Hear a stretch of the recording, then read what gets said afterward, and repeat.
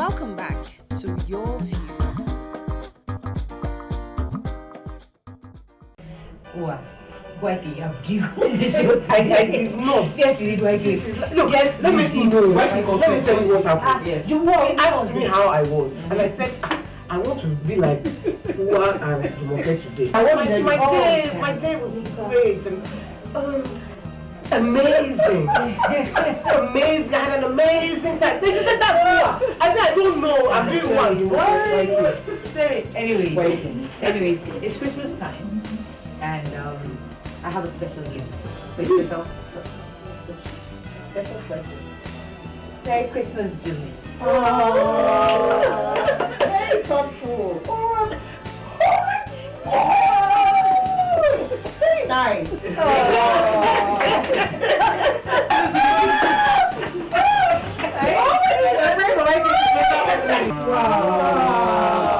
Merry Christmas. Thank you. And my gift is for Borayo. Time to open it. When you see it, you will love it. Something you like. I hope you love it. It's something you like. Open it now.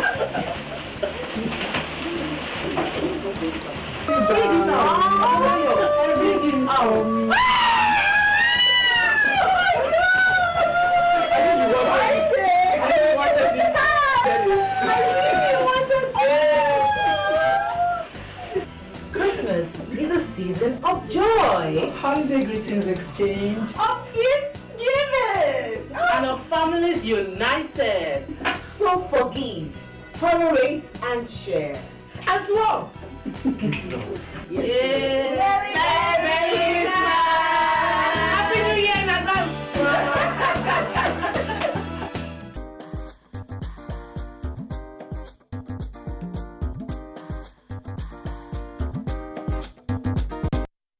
All right. So, Tokwe, you did not show the promo. Yeah, vexing. No way. Next time, we'll make sure you put it in the center.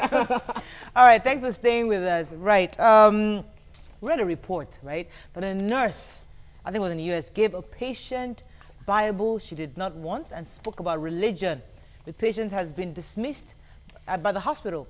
She said that she approached the subject as a part of her job because she helped people fill out questionnaires that included a question about religion. However, she went a step further and some people accused her of preaching at them, so she was fired for breaching guidelines. Now, we'll now use that story as a sort of point to make concerning experiences in Nigeria here, where you're ill in the hospital, you're sick in the hospital, and Christian nurses come to you to preach, to get you to become a Christian. Is that professional? Is it right? Is it a breach of professionalism or professional guidelines? Let's hear your thoughts. You can call us on 070-8066-8014. You can tweet to us at TVC Connect. Please hashtag YourViewTVC so you can read your tweets. All right, so you guys read the story. What are your thoughts? I can talk from personal experience because when my sister was dying in hospital, the nurses, instead of treating her, were trying to convince her to turn to Christianity, to accept Jesus Christ. And for me, this girl was sick. She was dying. Treat her. Make sure she's without pain. And she didn't want that. And she kept telling them, please, stop it. And, you know, we, the family, it's a different thing because at times we would come in and pray for her. Different. But you, the nurse, that is not your job. Your job is to treat the patient, make sure she's comfortable. So I hear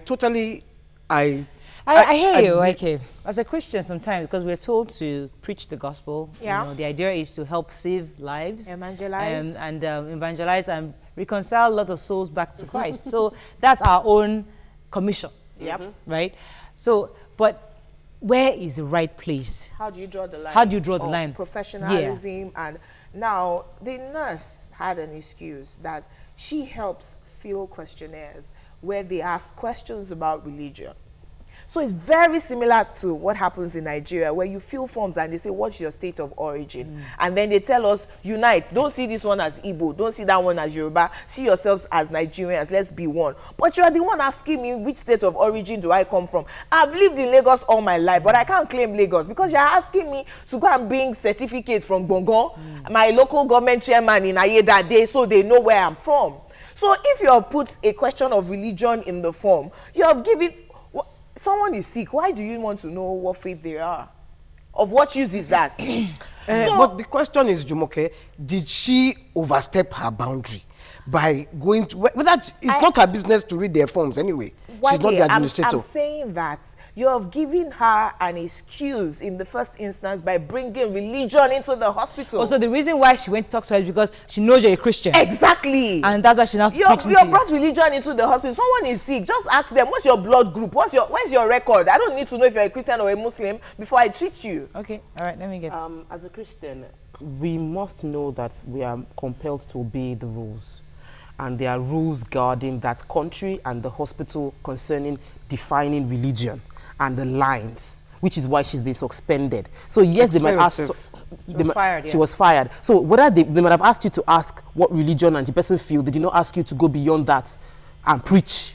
You know, and so you must, as an official, you are there in capacity of being a nurse. You are not there in capacity of... I'm supposed to go and preach. And that's the rule there. I know that we have been given the Great Commission as Christians generally that we should preach wherever we are, spread the gospel as much as possible. But when the rules guarding your job is saying don't do this, you obey the rules first. That's the rule, but there's I was in a hospital. I was in a hospital rather recently, and while I was in labor, the person beside me, I'm a Christian, I'm praying too. Well, all labor pain affects people differently. I was praying, but I was conscious of the fact that I'm in a hospital that there's a Muslim beside me, and I don't want to inconvenience that person by my shout. But the person beside me didn't listen. She kept screaming, Jesus, Jesus. And I was trying to sleep. Another person there just giving birth. You must be considerate. You can't impose your religion and use it to inconvenience the person beside you. Simple and straightforward. Okay, I'm totally with you. Good morning. Are you there? I'm here. Thanks for calling. Go ahead, please. Good morning. Morning. Good morning. This is the first time caller. Welcome to the show. Fortune. I always enjoy your program, but NEPA will not allow me to enjoy it. Ah, NEPA. I'm a grandma, and I enjoy your program. Thank you, I ma. want to congratulate you on what you are doing. Thank you, ma. I love yearly dressing. That's what motivated me to make She's looking sure very I good. get you are looking sweet and good, and all of you. Thank you very much, ma. Thank you very much. What we are discussing now, the nurses, what they're supposed to do is encourage those that are sick in the hospital. If you are moved to pray for that person, pray for her or him for healing, and then let that person relax so that he will not think that that sickness will kill him or her. God bless all of you. Thank you very much. Thank you, ma. I appreciate what she has said, that you pray for them rather than preach to them. Thank you. I agree. I mean, if I'm But in there's pain, still a conflict. Our job is the Great Commission to get if I want to pray for you, Christ. if I want to, let me let YK come in if here. I want to pray for you and I pray, I don't disturb you. I'm just staying. I'm near you, and I'm praying for you. moment, It's a different thing. But if I come to you and I start saying, Morayo, you must accept Jesus. It's wrong. Because I want you to accept Jesus before you go to die. See, die. You're sick. It's not your place. It's not your place. If you want me to accept Jesus, meet me when I'm walking on the street and stop me and say, accept Jesus. It's a different thing. At that time, I can make a choice that, okay, yes, I'm going to accept Jesus, or no. I have the power and the strength to make it. But when I'm incapacitated, I don't have a choice. Here's where I want to come in. One of the things that we do as Christians is to think that we know better than the next person and believe that we know the way. Whatever way you are going, our own religion is better. Yes, and we must respect other people's opinion. One of the best ways to convert someone is to show them love. Exemplify your religion to the point where they will look at you and say, what is this lady doing? What makes you think? What makes it? Then you tell the person, I'm a Christian, and it is the love of Jesus in me that makes me the excellent person that you are admiring. You don't do other things shoddily and you now expect that you preach to me when you are stealing, you're doing all the wrong things. Your lifestyle would be the best way to bring me to superior arguments, because once love is your religion, I would be the one to be attracted to you. You are a nurse. You are stressed out. Because I'm ill, I abuse you, but you're patient, you're loving, you're kind, you're soft-spoken. I will be attracted to you and ask you, how are you like this? Which is a better way of preaching to someone that is sick than disturbing them. All right, let me take this call. Good morning, are you there? I'm there, Mariah. Good Thanks morning. Hey, Yakub. Thanks for calling. Go ahead. Good morning. Good morning, everybody. Good morning. I think everybody has spoken very well. Mariah, I think the management of that hospital, they did the right thing for starting that very particular nurse.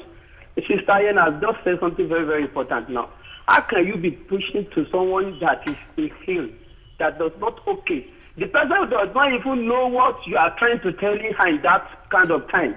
When you show love to that person, after the person gets well, he will come and meet you and ask you, which religion are you? Because your character is so nice, I want to follow you. But you are not pushing, instead of you to just do your work and leave the place.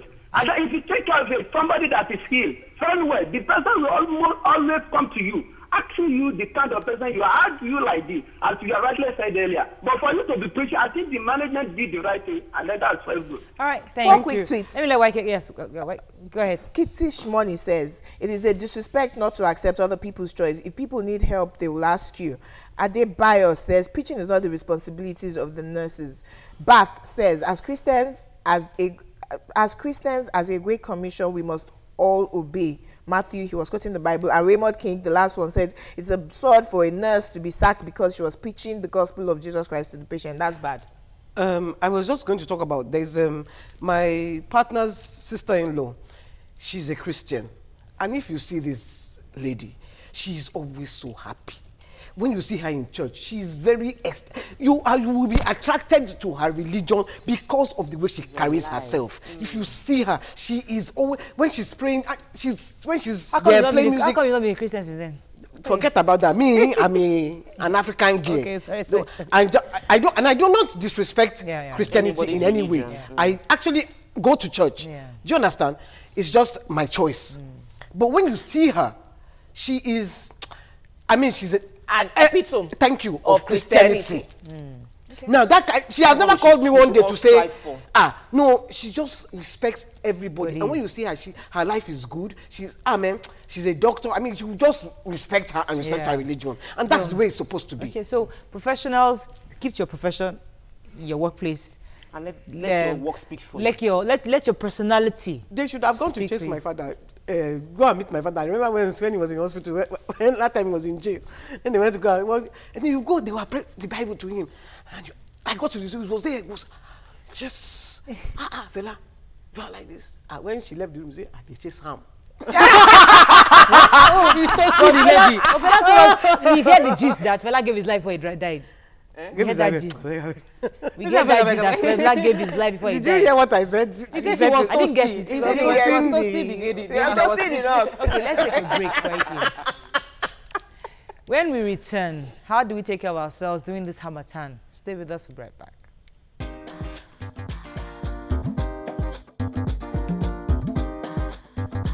Stay tuned. Your View will be right back.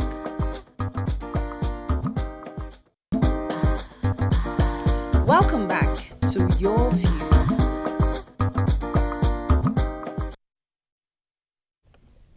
Thanks for staying with us. Now, Harmattan is usually the coldest season of the year with an extremely dry, dusty wind that blows everywhere, according to experts on health. The change in the environment brings about an increase in the emergence of some chest and respiratory infections. Therefore, Nigerians should concern themselves with how they should prevent themselves from those infections.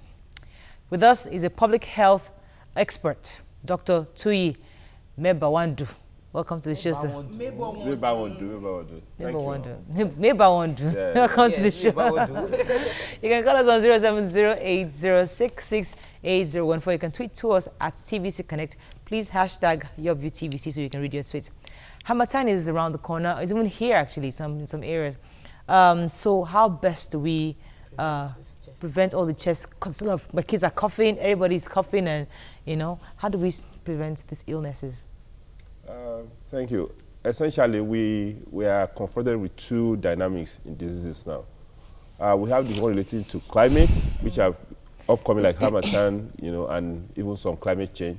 And we have those one related to lifestyles. And we've seen the emergence of this kind of diseases every now and then. We've been preaching and hammering on, you know, how to change your lifestyle. But that of the climate has been essentially, you know, neglected. And I must give you kudos for trying to highlight the challenge we face when there's Harmattan, the challenge we face when the rain is coming, and the challenge we face when the weather is dusty. Like Randy said, Harmattan, you know, is a peculiar time because we see a lot of dust. It's dry, it's cold, it's windy, and then it's dusty. So we see all these things, you know, moving from the Sahara region, picking all those dust, tiny dust, and move right down to the south to the Gulf of Guinea. And with it comes a lot of health challenges and even environmental issues. The first thing you see is that, first and foremost, because the weather is cold and dry, okay, and the humidity is very, very thin in the air, you see that the skin is primarily affected. You see cracked lips, you see, you know, itching of the skin. People that have allergy, you see the manifestation of this allergy more during this Harmattan period. Of course, the nostrils, the ear, nose, and throat are at the forefront of these Harmattan problems. If you have allergy in your eyes, you have to itch often. The dust particle enters the eyes because it blows directly onto you, and sometimes, you know, the thing enters the nose, it forms crust, and if you sneeze violently, there could be nosebleed. So picking your nose is no during Harmattan. You don't just go there because at the end of the day, you might, you know, injure tiny vessels, delicate vessels, and then you see nosebleed. That will become a major problem.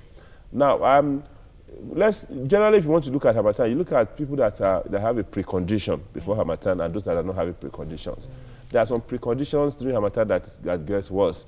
Like asthma? Like asthma, like bronchitis, like also of allergy. So they get worse during asthma. So if you know anyone that with asthma, that one may have to take some special precaution to prevent aggravation, you know, exacerbation of his or her problems. And even like the sickle cell patient also, because what is the problem in sickle cell? There's a problem with the flow of blood, especially in the tiny veins and tiny arteries, in such a way that cold tend to constrict those blood vessels and lead to frequent crises. So again, you need to actually address that. Then if you watch out during Harmattan also, people that are very young or very old are prone to the cold challenge during Harmattan. Because the control of temperature depends on the maturity of some part of the brain. But as someone is getting older, above 70, the ability to control cold becomes a challenge, even in younger children. So it's important that you have to keep them warm, you know, and comfortable during that period. Apart from that, the respiratory system, you know, sneezing, coughing, infection. Even in the realm of public health, we see that it's during the Harmattan period, because of the dryness, that quite a lot of infection can be spread, like meningococcal meningitis. So you want to deploy the vaccines to prevent that, especially the meningitis belt. Okay, go ahead. I have little children, and in most cases, you really can't prevent or picking your nose. Maybe you just keep stopping them from doing it when you notice. But things like catarrh and cough are consistent. I know that in developed world countries, they have drugs you take to prevent allergies and or reduce your reaction to those allergies. Are there things like that we can use here? Or what are ways we can prevent ourselves? Because the children will go to school, somebody around them would have catarrh or cough, and it would still get to them anyway. I think first and foremost, we need to be able to start, no matter how small those children are, we have to start educating them. I think the starting point is actually at the home environment where you have firm control. You have rugs that are fluffy, you need to probably take them off and replace them with something that cannot be so dusty. If you have drapes that be lying there that you've not washed, you need to bring them down and wash and make sure that your window is kept closed. You need to put your AC properly, you know, if you have AC, so that in such a way you don't bring dust into the home. That's the starting point. The second thing is this. I think if you particularly see a child that is prone to allergy, the key thing is to equip the child with handkerchief or equip the child with some mask that can, you know, especially when they're playing in that field. I expect the school to be able to do something in this regard. And as much as they're playing and running around, you know, it's not going to be out of place if the child is particularly prone to those kind of things, to have those masks on while playing. So again, yes, it's important. And then, yes, you can put on masks. You remember, for instance, in the late 90s, when the SARS epidemic came up in China, people were putting on masks and walking around. So if a child is particularly prone to those things, you have to actually take some extra measure to protect. And of course, frequent sipping of fluids, frequent washing of faces can actually help, you know. And then it's a must that, you know, handkerchief becomes really important for a child to take to school, especially this period. Yes, of course, the key thing is to ensure that the child eats healthy.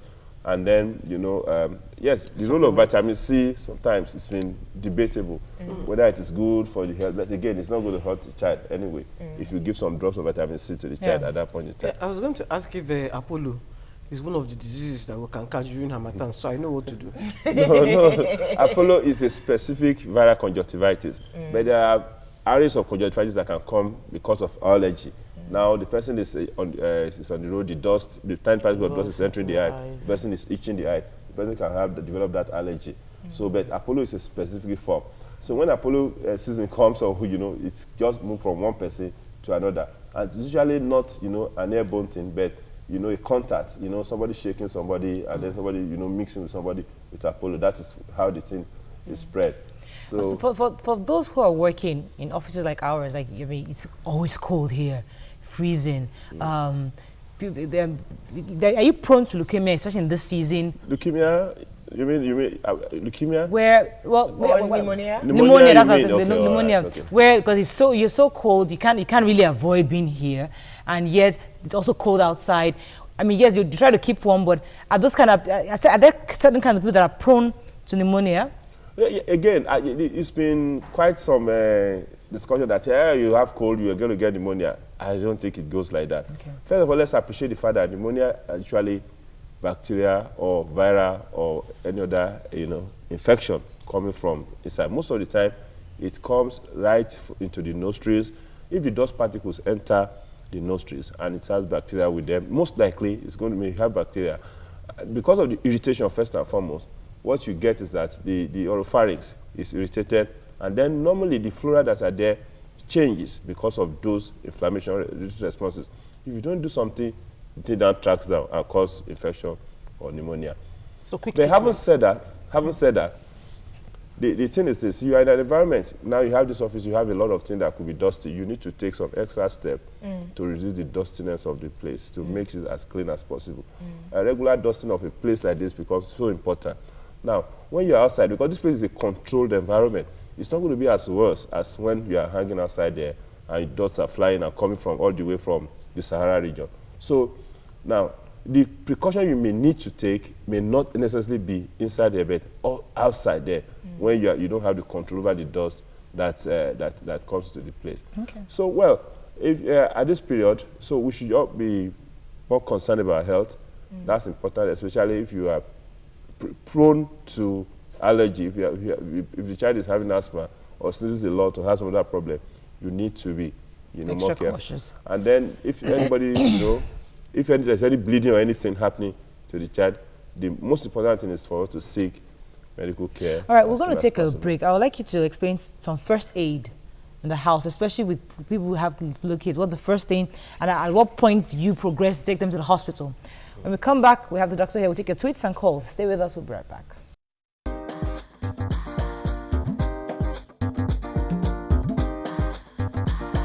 Welcome back to Your View. Okay, thanks for staying with us. Okay, let's talk about, okay, let me let Jumake come in there. I have allergies. I'm allergic to dust. My body would develop hives immediately. Also, I think because AS, I do not like cold weather at all. So you will find that I'll have joint pains when it's very cold, rainy season, Harmattan. I'd like you to address how someone like me can stay healthy during the Harmattan. Also, itemize what people generally, all of us have to do during Harmattan. Hygiene, take warm water, not cold water, take your fruits and vegetables and all of that. You're doing very well. I thought you were going to continue later. Yeah, essentially, you've highlighted, first of all, you must understand who you are. It's very important. If you have allergy, you know, previous to that period, you need to actually take extra precautions. in terms of cleaning your house, in terms of vacuuming, in terms of cleaning your drapes and ensuring that you don't have a lot of dust in the house. Yeah, I mean, in terms of, your curtains. There's a question for you here. Pause 1 second. Let me take Buki. Buki, are you there? Yeah, good morning. Good morning. Thanks for calling. Go ahead. Oh, sorry, Buki. Can I just quickly ask the question? He says, sir, what if someone uses continuous warm water with balm? I believe such measures could curtail Harmattan. Warm water and balm. Anyway, it's not wrong for you to use warm water to bath, especially the challenge now is that first of all it's cold and you need to keep yourself warm. And you may not be able to tolerate it, especially if you have some pre-existing condition. Maybe not be able to tolerate that cold water we used to bathe. So good, you can use warm water. Balm, how will balm last in your body? Yes, you can rub it temporarily to have some effect. But again, more importantly, what the balm is supposed to do is to help you keep warm. Why don't you change your clothing? The clothing now becomes something that will cover your body properly and ensure and keep you warm. So that is it. So you need to change, look at that clothing and change. Let me take this call from Tokwe, calling from Republic of Benin. Morning, Tokwe. Hello, good morning. Thanks for calling. Go ahead. Morning. Yeah, please, I would like to take you back a little bit from to the south north. Yes. Yeah, please, I want us to get something right from that point of view. Because when you look at that lady, the standard of every human being is Bible. So, and Jesus Christ himself say that when you are humiliated, praise God, because your crown is in heaven. So, I'm congratulating the North for the North getting it right to preach. You can preach anywhere, on the road, on the sickbed, anywhere. All right. So thank you very much. Thank you very much. I hope hunger won't send her to that level quickly, Sha. Okay, so we're going to read tweets. Go ahead, Tope. Your 19 title says, wear warm clothing, drink warm liquid, use hand wash, eat enough fruits and dress appropriately. But a question from Ate Isaac says, sir, what if someone continuously drink warm water with balm? Okay. I believe this measure, I think you already That's the that. one that YK read. Adebayo says, if Harmattan can cause things like this, we should salute those staying abroad. No, they're not the same thing. Let's get it clear. You know, if you have cold or winter or snow, it's not the same thing as dust. Yeah. What happened? The key thing in the Harmattan is that, you know, a lot of dust is gathered from the Sahara region and it moves down to the Gulf of Guinea, the whole of West African coast. And what you get is these tiny particles that can now enter your nose, irritate your skin, cause irritation in your eyes, and lead to a more, challenging health problem. Let me take this so call. if you have winter, winter is a different thing. Let me take this call from Buki from Mile 12. Are you there? Hello, good morning, Mariah. Good morning, thanks for calling. Morning. Please, I want to ask the doctor, what can someone do in this kind of a time that you're kind of person that you always sneeze? And in the morning when I wake up, I keep sneezing until then sun, so the thing gets reduced. And it happens to me often, most of the time. Thank you, man. Thank you, Buki. Sneezing. Yeah. You know what happened? Sneezing is merely to clear your upper airway. Coughing is to clear the lower airway. What likely happened was that while you were sleeping, because you can't sneeze while sleeping, or you can't consciously control what comes into your nostril. You must have put a lot of dust in your nostril, and that's what causes sneezing when you now wake up. So what you need to do essentially is this: as much as possible, you need to clean your room properly, reduce the dust as much as possible. Then there are what we call humidification of the home. Sometimes people put some water, some bowl of water around where they sleep in the home to enhance the humidity. Because with humidity, yes, why you're hot water. Yeah, even water, because the water will evaporate slowly. Okay. Some people also think of some plants specifically, but warm water, bowl of water around at key places, maybe on the table around your bed, will also help enhance the humidity at home. So you need to keep because the humidity is so thin. What we mean by humidity is the quantity of water in the air, floating in the air, is so tiny. So humidify your room by whatever means. Some people are able to be lucky to be able to buy a humidifier that will enhance such things. So humidify your room, drink a lot of water before you sleep, and then where you and then clean your room. I'm sure those things will. Let's see what first aid. I don't want to jump and start telling you to use drugs. Okay, Yeah, I don't want to say you take this drug. But again, if the sneezing comes in the morning and it disappears later in the day, it's okay. You know, you can always deal with that. Yeah. But it's only when the sneezing becomes problematic and you have sore throat and you're having chest pain and then you're bleeding nose. Then you now say, okay, I need to move a bit further. Okay, we must be careful about how we administer drugs. For those that have children, I know you've told about cleanliness, cleaning up your house, vacuuming, making sure humidifying your house. Those are first 8 things you can do. Now, at what point do you progress to taking the child to the hospital? Like they sneeze, they cough, and you're cleaning the house and everything. At what point do you know that, okay, this is getting bad and I need to take her to the hospital? Yes, when you have unending watery nose and it's coming and it's disturbing the activity of the child,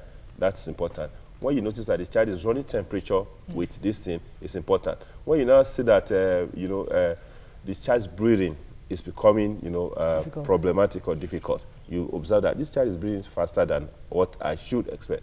That should raise some concern. Okay. If you see any bleeding from any part, either from nose, whether the child pricked the nose or not, and it's still bleeding, it becomes an important point to say, okay, no, I can't handle this. I need to speak to an expert. Can I read this tweet? Yes. George. He says, face masks when playing. If the kids don't see each other's faces, they can't have fun. No, face mask is not covering your eyes. It's just your nose. There are a lot of interest. Even if you go to some banks nowadays, you see people that are counting money, they have a face mask on. Yeah, for dust. Yes, for dust, because money is also very dusty. So, face mask is not to cover your eyes. It's just, there are even a lot of that just go through the nose strip alone. Tiny things that is helpful. Then, we have to we have to go. We have to round up. Unfortunately, we can't take it over. Thank you so much, sir, for coming. Bless you, Lord. Anytime you come, you always teach us quite a bit. All right, thanks so much. Now, to be a part of our Christmas special, which comes up on the 23rd of December 2016, please send your name, phone number to yourview@tvcontinental.tv. That's to be in the audience space for our Christmas special episode coming up 23rd. We're going to be off on break for a week after Christmas, so that's our last actually episode for the year until January 2nd. All right, so if you'd like to celebrate with us, please send your name to yourview@tvcontinental.tv. Also, the CBS Family Funfair is still ongoing. Come along with your family, friends, and loved ones to enjoy a whole lot of fun at TVC here. It's just 1,000 naira that I went on. Gyroscope. We need to go on that gyroscope. It turns you all around like this. You think you're in Six Flags in New Jersey. It's one of those kind of experiences that you're like, oh my goodness. God forbid, this heart attack that will kill me. But you have fun. Come around, all right, with your kids. That's all we can take on the show. See you tomorrow. Bye-bye.